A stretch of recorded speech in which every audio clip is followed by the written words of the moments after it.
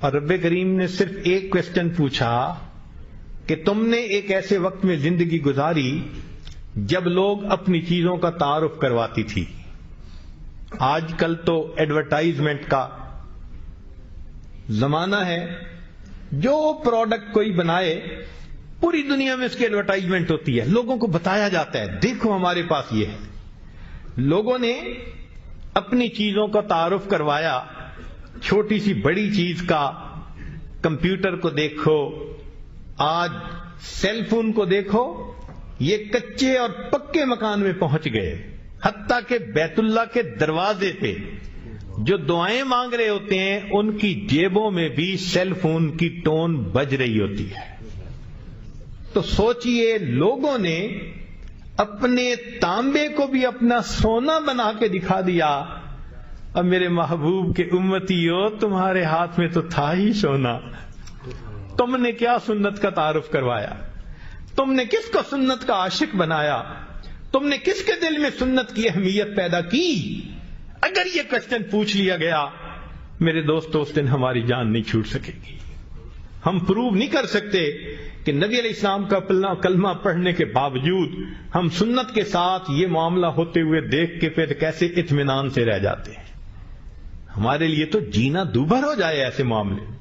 تو سنت کی محبت سیکھیے, اور اس وقت جب کہ آج دنیا اپنی چیزوں کا تعارف کروا رہی ہے, ہم کلمے کا تعارف کروائیں, قرآن کا تعارف کروائیں, اسلام کا تعارف کروائیں, محبوب کے اخلاق کا تعارف کروائیں, محبوب کی سنتوں کا تعارف کروائیں, اور لوگوں کو بتائیں کہ دیکھو تم قیمتی متاع کو چھوڑ کے کس ڈلتی چھاؤں کے پیچھے بھاگتے جا رہے ہو. آج ہم میں سے ہر بندے کے اوپر یہ ضروری ہے کہ وہ دین کی محنت کی کسی نہ کسی شکل میں لگ کر زندگی گزارے. جو نہیں گزارے گا قیامت کے دن اس کو نبی علیہ السلام کے سامنے جواب دہ ہونا پڑے گا. نبی علیہ الصلوۃ والسلام تہجد کے وقت رویا کرتے تھے, آنسو بہاتے تھے, ریش مبارک آنسوؤں سے تر ہو جاتی تھی. اتنا لمبا سجدہ فرماتے تھے کہ عائشہ صدیقہ عنہا فرماتی ہیں مجھے گمان ہونے لگتا کہ کہیں روح مبارک پرواز تو نہیں کر گئی, تو میں پاؤں کے انگوٹھے مبارک کو پکڑ کے ہلاتی تھی کہ زندگی کے آثار تو ہیں. اتنا لمبا سجدہ, رب امتی رب امتی رب امتی. نبی علیہ السلام امت کے لیے روتے رہے, حالانکہ نبی علیہ السلام کو بتا دیا گیا تھا آپ کے بعد آپ کی آنے والی اولاد کے اوپر مشکل وقت آئیں گے. حسن رضی اللہ عنہ کے ساتھ یہ ہوگا, سیدنا حسین رضی اللہ عنہ کے ساتھ یہ ہوگا. نبی علیہ السلام نے حدیث میں بتلا دیا کہ میرے اس نواسے کے ساتھ میرے بعد یہ ہونے والا ہے. نبی علیہ السلام نواسوں کے بارے میں نہیں روئے. آپ صلی اللہ علیہ وسلم کی بیٹیوں پہ مشکل وقت آئے, آپ نے یہ نہیں کہا میری زینب کا کیا بنے گا, میری فاطمہ کا کیا بنے گا. نبی علیہ السلام اگر روئے تو کس کے لیے روئے؟ امتیوں کے لیے روئے. اور آج امتیوں کا یہ حال ہے, اپنے ہاتھوں سے نبی علیہ السلام کی سنتوں کو توڑتے ہیں. آنکھیں نہیں دیکھتی, دماغ نہیں سوچتا کہ میں نے کس آقا صلی اللہ علیہ وسلم کی سنت کو توڑ دیا ہے. ایک چھوٹا سا بچہ, اس کو یہ بات سنائی گئی جس کی عمر 7 سال تھی کہ نبی علیہ الصلوۃ والسلام کے سینے پہ گویا زخم پڑتا ہے جو امتی سنت کے خلاف کام کرتا ہے. اس بچے کے دل میں محبوب کی محبت تھی. اس کے بعد اس کی یہ کیفیت بن گئی, کھانا کھاتے ہوئے پوچھتا امی سنت کیا ہے, لباس پہنتے ہوئے پوچھتا امی سنت کیا ہے, سوتے ہوئے پوچھتا امی سنت کیا ہے. اگر 7 سال کے بچے کو محبوب کے ساتھ ایسی محبت ہے, اللہ نے قیامت کے دن پوچھ لیا او میرے نبی کے وارثو, او علماء, او طلباء, ورثۃ الانبیاء بننے کی تو بڑی تمنا رہی, تمہارے دل میں کیوں سنت کی اتنی محبت نہیں تھی؟ تو ہم قیامت کے دن نبی علیہ الصلوۃ والسلام کے ساتھ کیا جواب دے سکیں گے؟ محبوب صلی اللہ علیہ وسلم بھی پوچھیں گے میری سنتیں ذبح ہوتی تھیں، تم چین کی نیند گھروں میں سوتے تھے، تمہاری بیوی سنت کے خلاف کام کرتی تھی، زبان نہیں کھلتی تھی، بیٹا سنت توڑتا تھا، بیٹی سنت توڑتی تھی، تم محبت بھری نظروں سے ان کو دیکھتے تھے، کیا میرے محبوب کی سنتی کی کوئی ویلیو تمہاری نظر میں نہیں تھی؟ کیوں آ گئے ہو آج اس محبوب کی شفاعت لینے کے لیے اور ان سے شفاعت طلب کرنے کے لیے؟ اگر قیامت کے دن ہم سے یہ پوچھ لیا ہمارا کیا بنے گا؟ آج وقت ہے، ورنہ تو اللہ تعالیٰ فرمائیں گے کہ تم نے جس سے وفا کرنی تھی اس سے تم نے جفا کی، اور جن سے تمہیں جفا کرنی چاہیے تھی ان غیروں کے طریقوں سے تم نے وفا کی۔ کوئی تو ہوتا آج کے زمانے میں جو سنت کے ٹوٹنے پہ وہی کہتا جو حذیفہ رضی اللہ عنہ نے کہا تھا، اترک سنت حبیبی لہؤلاء الحمقاء، مگر آج تو وہ کیفیت ہی نہیں۔ کسی غم گسار کی محنتوں کا عجیب میں نے سلا دیا، جسے میرے غم نے گھلا دیا اسے میں نے جی سے بھلا دیا، میں تیرے مزار کی جالیوں کی ہی مدحتوں میں مگن رہا، تیرے دشمنوں نے تیرے چمن میں خزاں کا جال بچھا دیا، میرے مہرباں تیرا شکریہ بھلا کس زبان سے کروں ادا، میری زندگی کی اندھیری شب میں چراغ فکر جلا دیا۔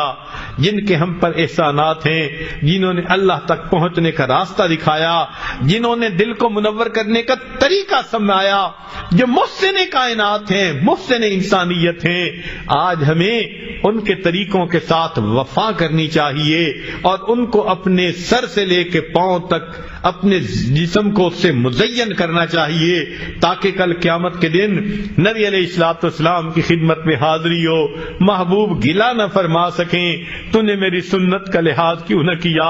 ہم نے اکثر لوگوں کو دیکھا ہے، کاروباری لوگوں کو، باپ کا دل دکھاتے جھجکتے ہیں، ماں کا دل دکھاتے جھجکتے ہیں، امی کا دل کہیں ٹوٹ نہ جائے، دکھی نہ ہو جائے، ارے باپ کا دل دکھاتے تو اتنا دکھتے ہیں، کیا نبی علیہ الصلوۃ والسلام کا درجہ دل میں اتنا بھی نہ رہا جتنا ایک باپ کا ہوتا ہے؟ حالانکہ اللہ کے حبیب صلی اللہ علیہ وسلم تو ماں باپ اپنی جان سے بھی زیادہ بندے کو محبوب ہونے چاہیے، اور بسا اوقات تو حال یہ ہوتا ہے کہ سنت کو توڑ دینا یا چھوڑ دینا تو ایک الگ بات رہ گئی، کلمہ پڑھنے والے مسلمان، یونیورسٹیوں اور کالجوں کے رہنے والے محبوب صلی اللہ علیہ وسلم کی سنتوں کا مذاق اڑا رہے ہوتے ہیں، خود کلمہ بھی پڑھتے ہیں اور محبوب کی سنت کو دیکھتے ہیں، مذاق کر رہے ہوتے ہیں۔ سوچئے نبی علیہ الصلوۃ والسلام کے سامنے جب قیامت کے دن پہنچے تو محبوب فرمائیں گے سحقن سحقا، چلے جاؤ دور چلے جاؤ، تم میری سنتوں کا مذاق اڑاتے تھے۔ یاد رکھنا کافر نبی علیہ السلام کا مذاق اڑاتے تھے، آج کے روشن خیال یا تاریخ خیال وہ نبی علیہ السلام کی سنتوں کا مذاق اڑاتے ہیں۔ بات تو ایک ہی جیسی ہے، کل قیامت کے دن نبی علیہ السلام کی شفاعت کیسے نصیب ہوگی اگر انہوں نے اللہ کے سامنے یہ بات کہہ دی، یا رب ان قوم اتخذوا ھذا القرآن مہجورا، اللہ یہ میری قوم ہے جنہوں نے قرآن کو پشت پیچھے ڈال دیا تھا، تو بتائیے کہ پھر ہمارا کیا بنے گا؟ آج وقت ہے نبی علیہ الصلوۃ والسلام کی سنتوں کو اپنائیں تاکہ اللہ رب العزت کی نظر میں پسند آ جائے، اللہ رب العزت ہم سے محبت کرنے والے بن جائے۔ ہم نے تو دنیا میں دیکھی ہیں مثالیں کہ ماں اس کو کہو نا کہ یہ تمہارے بچے کی فوٹو ہے، ذرا اس کو آگ میں ڈال دو، وہ کہے گی میں اس کو آگ میں تو نہیں ڈالوں گی، کسی اور طریقے سے اس کو ضائع کر سکتی ہوں، آگ میں نہیں ڈالوں گی۔ میرے بیٹے کی تصویر ہے، اگر ماں محبت کی وجہ سے بیٹے کی تصویر کو آگ میں ڈالنا پسند نہیں کرتی تو کیا سمجھتے ہیں قیامت کے دن جو نبی علیہ السلام کی شکل و شباہت لے کر اللہ کے سامنے پیش ہوگا، کیا اللہ تعالیٰ اپنے محبوب صلی اللہ علیہ وسلم کی تصویر کو جہنم میں بھیج دیں گے، جہنم کی آگ میں جلا دیں گے؟ ایسا کبھی نہیں ہوگا۔ اس وقت پتہ چلے گا کہ سنت کے ظاہر پر بھی عمل کرنے کا درجہ کیا تھا. ہم اتنا تو کہہ سکیں گے تیرے محبوب کی یا رب شباہت لے کے آیا ہوں, حقیقت اس کو تو کر دے, میں صورت لے کے آیا ہوں. ہم اتنا تو کریں کہ نبی علیہ الصلوۃ والسلام سنت کو اپنے دل کے اندر اہمیت دینی شروع کر دیں. نبی علیہ الصلوۃ والسلام نے تکالیف اٹھائیں امت کی خاطر. یاد رکھیں کوئی ماں اپنے اولاد کی خاطر 23 سال نہیں روتی, کوئی باپ بچے کی خاطر 23 سال نہیں روتا.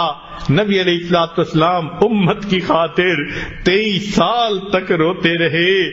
اور حتیٰ کہ معاملہ یہاں تک پہنچا کہ جب ملک الموت آئے اور عرض کیا اے اللہ کے حبیب صلی اللہ علیہ وسلم اللہ نے آپ کو یاد فرمایا ہے, تو نبی علیہ السلام نے فرمایا ملک الموت پوچھ کے بتاؤ میرے بعد میری امت کا کیا ہوگا. اللہ رب العزت نے پیغام بھیجا میرے محبوب کو تسلی دے دو تمہارے بعد تمہاری امت کو ہم لاوارث نہیں چھوڑیں گے. محبوب کو جب تسلی دی گئی فرمایا اب میں اللہ سے ملنے کے لیے تیار ہوں. محبوب کو تو امت سے اتنی محبت ہو اور ہمارا حال یہ ہو کہ نبی علیہ الصلوۃ والسلام کی سنت کو کچھ سمجھے ہی نہ, صبح و شام اس کو توڑتے پھریں اور احساس بھی نہ ہو کہ ہم نے کیا کیا. آج اس بات کا عہد کر لیجئے کہ ہم نبی علیہ السلام کی سنتوں کو اپنائیں گے, پوری زندگی سنت کے مطابق ڈھالیں گے, حتیٰ کہ جب ہماری موت کا وقت آئے اور ملک الموت ہمارے پاس آئے جس عضو کا ٹٹولے سنت نبوی سے مزین نظر آئے, اگر دل کو ٹٹولے عشق نبی سے بھرا نظر آئے, دماغ کو ٹٹولے تو علم نبی سے لبریز نظر آئے, ایسی کیفیت میں ہم اللہ رب العزت کے حضور قیامت کے دن پیش ہوں گے. اللہ تعالی ہماری اس حاضری کو اور سنت کی اتباع کو اللہ تعالی قبول فرما لے اور ہمیں بھی اپنے محبوب بندوں میں شامل فرما لے. وآخر دعوانا